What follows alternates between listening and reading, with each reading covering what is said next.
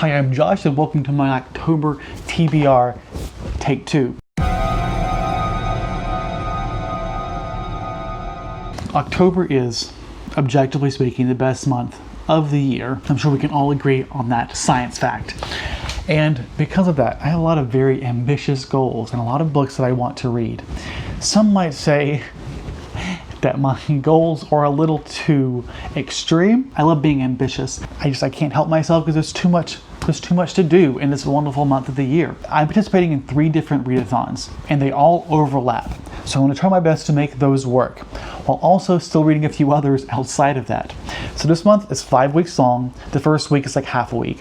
And within those first 2 weeks, I'm hoping to read several books leading up to the actual readathons. So let's start there. First off, I'm hoping to do another reading a book in the middle of the night while biking reading vlog.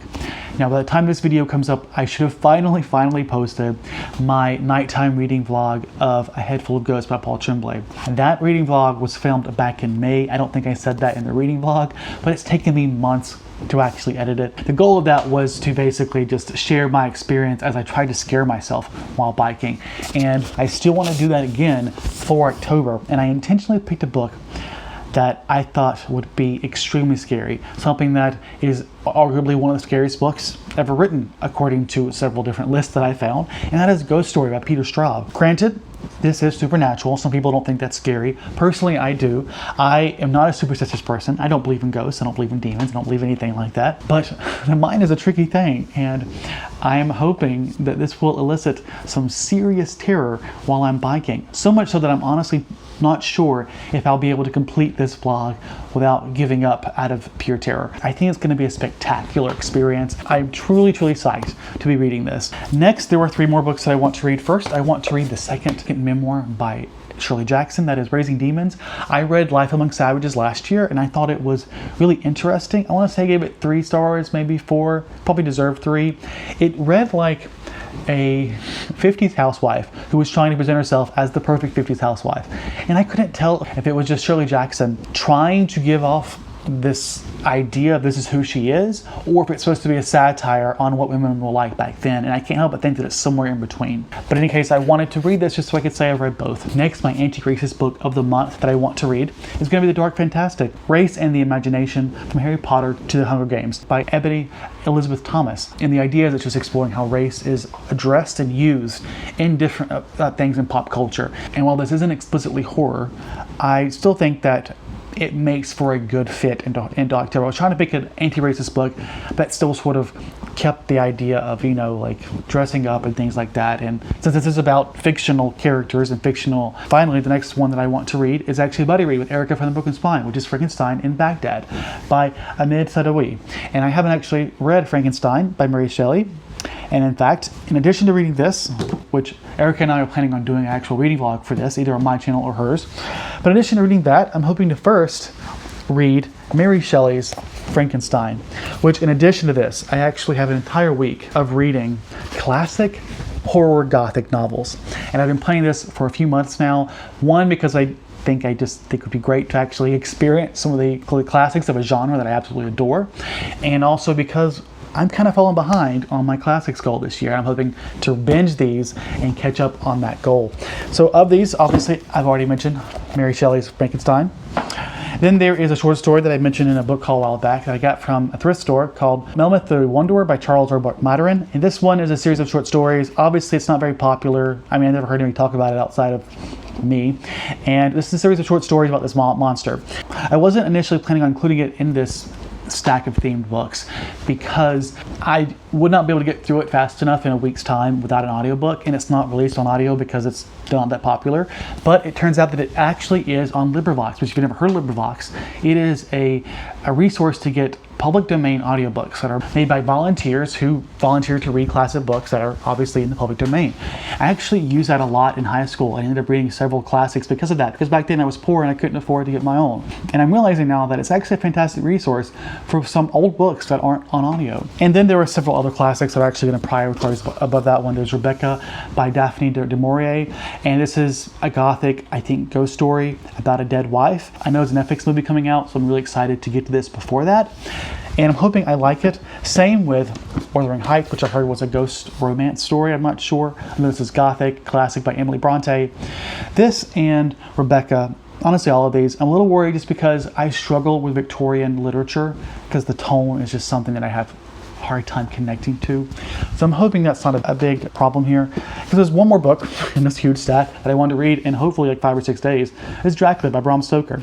Now, of these books, I'm not going to be doing a reading vlog because I have too much going on. I'll be talking about it in a Friday Reads. But the goal is to get as many of those read in 1 week as possible. And if I don't finish them all, I don't finish them all. So it's not the end of the world. But after that, that is when my readathon plans begin. And there are 3 readathons I want to participate in.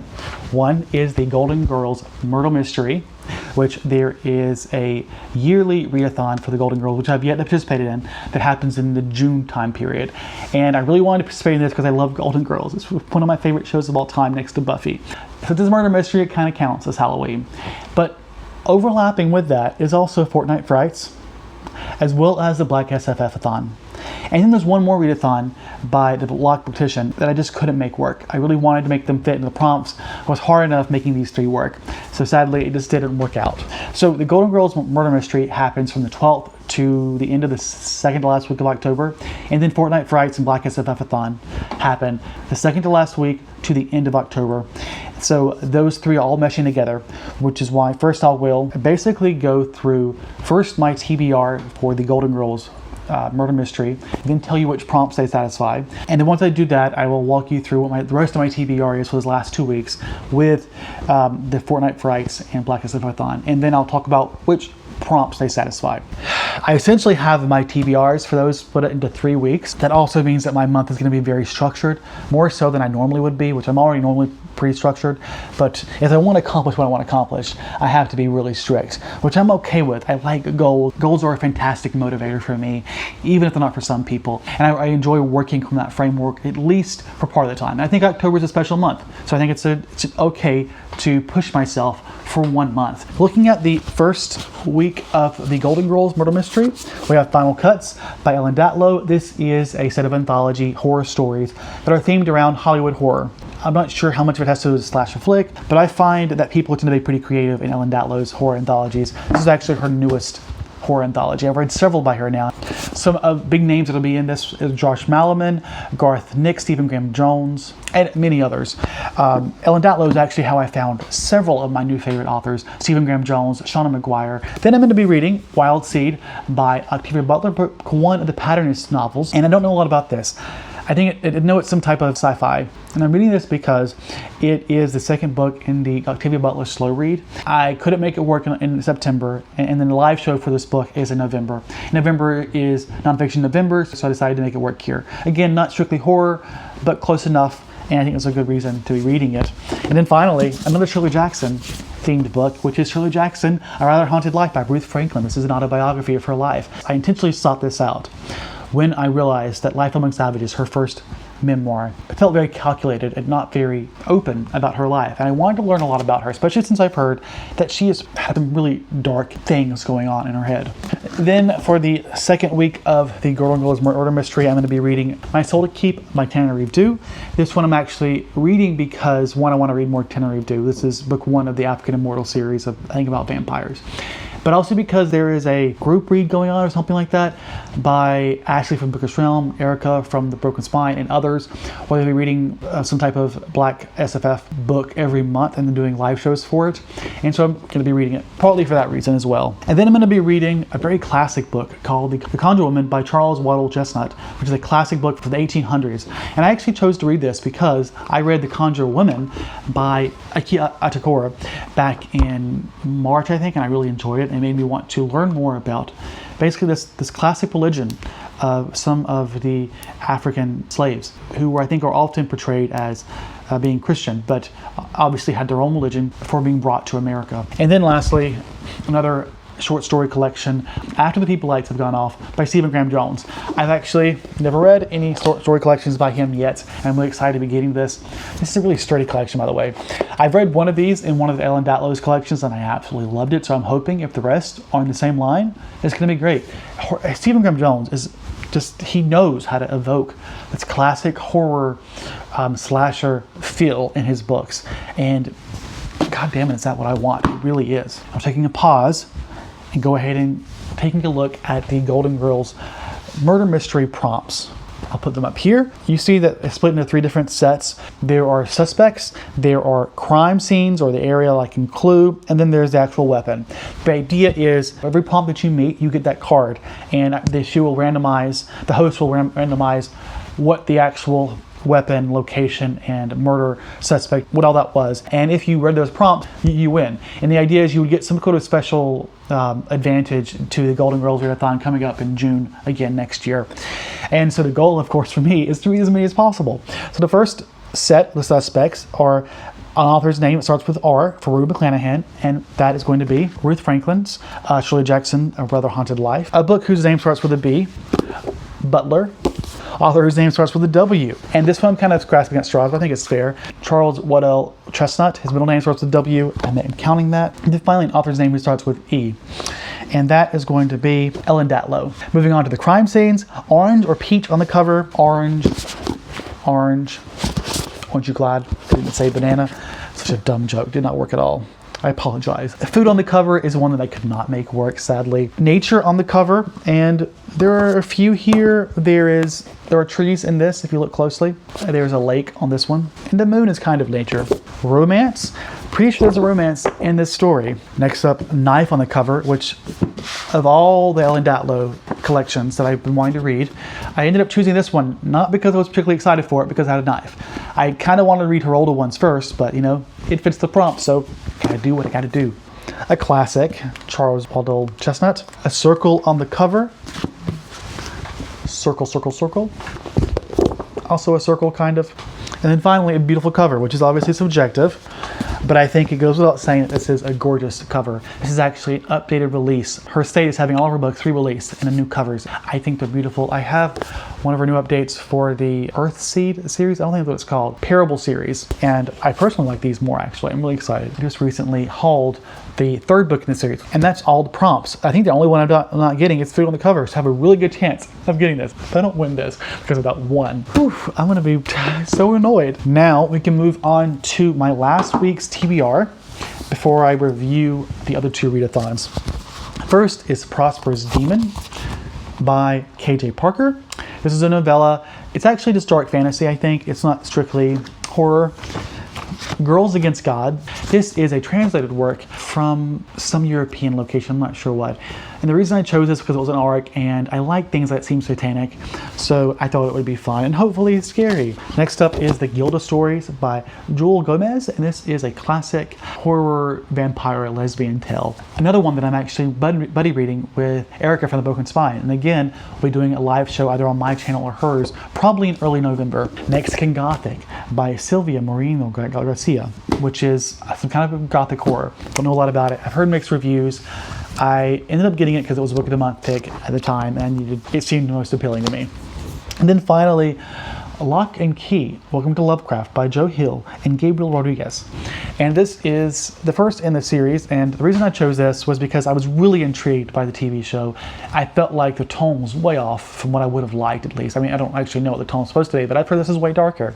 And still, the concepts, just, oh God, it was the embodiment of what I love. I used to fantasize as a kid, all that kind of magical stuff happening in my house. And so I wanted to check this out. I heard great things. So with that summarized, let us now take a look at the prompts for each. 20 minutes, I think I'm making good time. This is actually take 2, which I think I already mentioned. Maybe if I planned ahead, I wouldn't have to take multiple takes. Let's start with Fortnight Frights, bingo, and mostly because this is actually horror themed and it is October.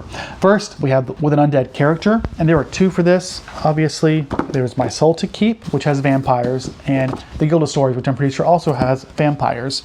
And I want to say there are ghosts in this, but it's kind of also undead. With or by a disabled character or author, and I don't think I have one for this. Written by a Latinx author, Mexican Gothic, but I'm also pretty sure that Joel Gomez is also part Latinx. Then a short stories in this, written by a mainland European. KJ Parker is British, I think. Hello, hello, hello, I made a mistake. It did not occur to me that mainland European meant literally on the mainland, as in not the UK. I'm a dumb American.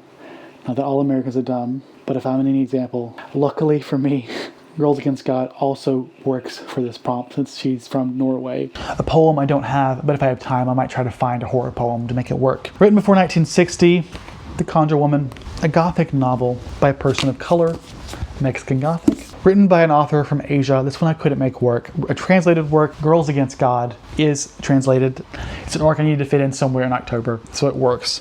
A horror comic, which obviously Lock and Key, written by a queer author, Kill Stories.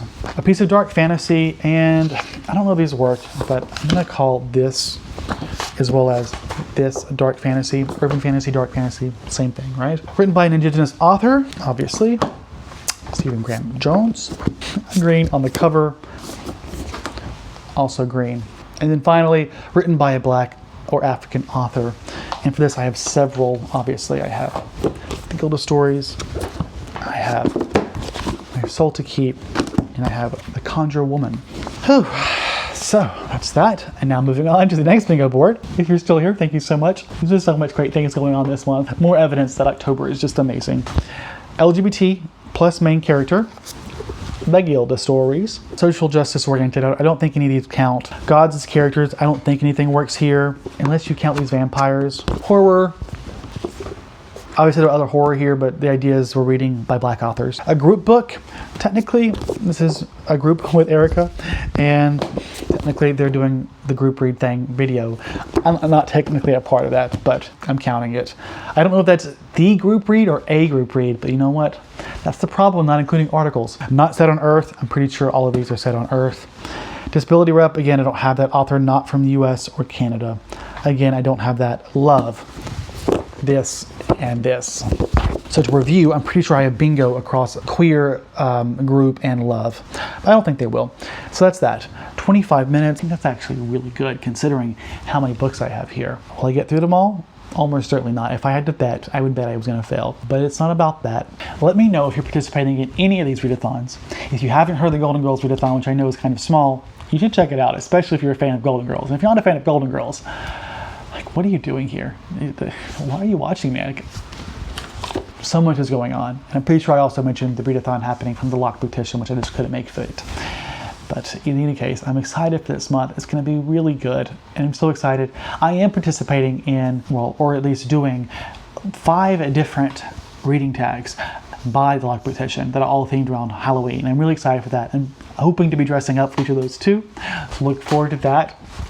Or not, if you don't want to see me dress up. But I don't care. Let me know what you're reading in any of these, or what readathon you're participating in, if you're participating in one. And as always, hope you stay safe and have a frightful month.